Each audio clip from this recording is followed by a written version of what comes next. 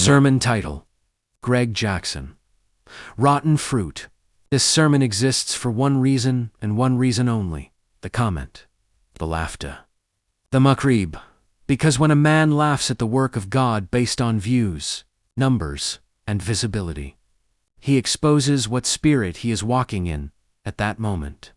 And the Bible commands us to judge fruit, not motives. For Matthew 7:16 says, "They shall know them by their fruits." And the fruit here was not encouragement, not edification, not humility, but laughter at smallness, laughter at obscurity, laughter at a sermon exalting the Lord.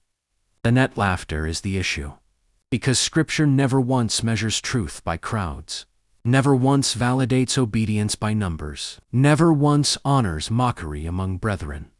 In Galatians 5, draws the line plainly: the fruit of the Spirit is love, joy, peace, long-suffering, gentleness, goodness, faith, and mocking laughter aimed at a brother's labor is not found there, but belongs to the flesh. Then Paul warned believers, not unbelievers, in Galatians 5:15, "Doth the bite and devour one another. Take heed that ye be not consumed one of another."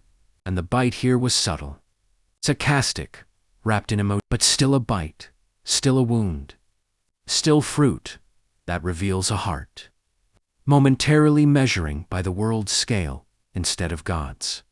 Because the comment didn't say the sermon was false, didn't test it by Scripture, didn't reprove doctrine, it laughed at the views. And that is exactly what exposes the root. Because faithfulness looks at truth, flesh looks at numbers. And Proverbs 26:18 warns us not to dismiss damage as just joking, saying, "Am not I in sport?" And this is not about condemnation. This is about correction. Because even a saved man can walk carnally. Even a brother can be deceived. Even a believer can produce rotten fruit. And Scripture does not excuse it. It exposes it. Then 1 Corinthians 3 tells us plainly that a man may be saved yet see his works burned. Then laughter at God's work will not survive that fire, because Matthew 12:36 says every idle word shall be accounted for, including typed words, emojis, and public comments. And this sermon exists to say plainly what must be said true does not need an audience. Obedience does not need applause.